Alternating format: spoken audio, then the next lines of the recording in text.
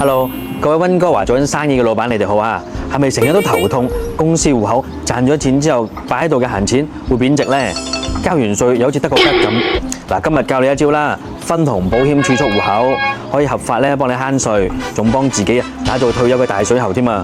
個操作方法咧其實超簡單嘅啫。第一就係用公司稅後嘅盈利開設呢個分紅保險嘅戶口。第二就係每年咧可以不定額咁樣注資入去，仲有稅務抵扣嘅着數添啊！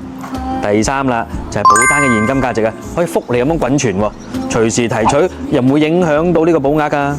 同埋普通投資對比咧係有三大嘅着數嘅。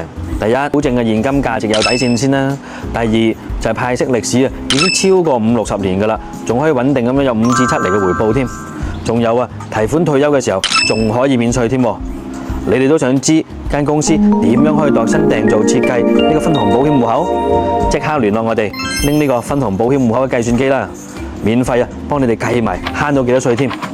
記得訂閱我哋同埋分享點讚啊！